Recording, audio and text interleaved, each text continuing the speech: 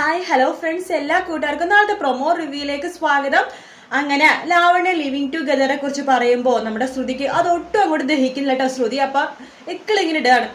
ഇങ്ങനെ എക്കിളിടുമ്പോഴേക്കാണ് അവിടെയൊക്കെ അശ്വിൻ വരുന്നത്. അപ്പൊ അശ്വിൻ വന്നിട്ട് നമ്മുടെ ലാവണ്യ പറഞ്ഞു, ലാവണ്യ എങ്ങോട്ട് വന്ന് എനിക്ക് ബിസിനസിന്റെ ഒരു കാര്യം സംസാരിക്കേണ്ടത് വേണ്ടിയിട്ട് ലാവണ്യ അടുത്തൊരു ഫയലിന്റെ കാര്യം ചോദിക്കുകയാണ്. ആ സമയത്ത് ലാവണ്യ പറയുന്നുണ്ട്, അയ്യോ ഏസ്, ഞാൻ വീട്ടിലെ പണികളൊക്കെ ചെയ്യുന്ന സമയത്ത് അതിന്റെ കാര്യം മറന്നുപോയെന്ന് പറയുമ്പോൾ പെട്ടെന്ന് തന്നെ അശ്വിൻ പൊട്ടിത്തെറിക്കുകയാണ്.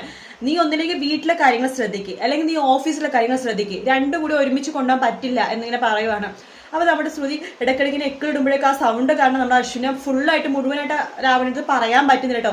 ആ സമയത്ത് അശ്വിന് ലാവണ്യത്തിന് ദേഷ്യപ്പെടുവാണ്. നീ പണിയെടുക്കാൻ പറ്റുമെന്നുണ്ടെങ്കിൽ മാത്രം നിന്നാൽ മതി, അല്ലെങ്കിൽ വീട്ടിലെ കാര്യങ്ങൾ നോക്കി ഇവിടെ നിന്നോ മറ്റുള്ളവരെ പോലെ എന്നൊക്കെ പറയണത്.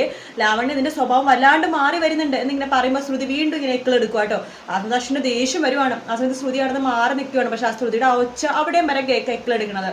അതിനുശേഷം അശ്വിൻ പറയുന്നുണ്ട്, നീ ആ ശ്രുതിയുടെ കോച്ചിങ്, ആ ശ്രുതി ലക്ഷ്മിയുടെ കോച്ചിങ് എടുത്തെടുത്തെടുത്ത് നീ അവളെ പോലെ ആയി വരുവാണ് എന്നൊക്കെ പറയുമ്പോൾ വീണ്ടും ശ്രുതി എക്കിളെടുക്കുവാണ്. ആ സമയത്ത് അശ്വിൻ ദേഷ്യം കൊണ്ട് ശ്രുതിയുടെ അടുത്തേക്ക് പോയിട്ട് പറയുന്നുണ്ട്, അല്പം മാനേഴ്സ് വേണം, ഒരാളുടെ സീരിയസ് ആയിട്ട് സംസാരിക്കുമ്പോഴാണ് നിന്റെ ചുറ്റിക്കളി എന്ന് പറയുവാണ്. അത് കേൾക്കണം നമ്മുടെ ശ്രുതിയുടെ ഓടി പോകുക കേട്ടോ. അന്ന് രാത്രിയാണ് ശ്രുതി ആ സ്വപ്നം കാണുന്നത്.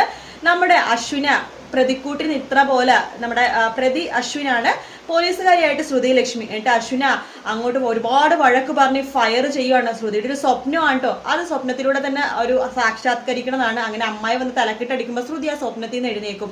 ഓൾറെഡി ഞാൻ ഇന്നലെ പറഞ്ഞ ഭാഗങ്ങളാണ് ഇതൊക്കെ. വീഡിയോ ഇഷ്ടപ്പെട്ടെങ്കിൽ ലൈക്ക് ചെയ്യുക, സബ്സ്ക്രൈബ് ചെയ്യുക, കമന്റ് ചെയ്യുക. നാളത്തെ എപ്പിസോഡിന്റെ ഫുൾ റിവ്യൂ ആയിട്ട് ഇന്ന് രാത്രി 7 മണിക്ക് കാണാം. അതുവരെ ടേക്ക് കെയർ, ബൈ ബൈ.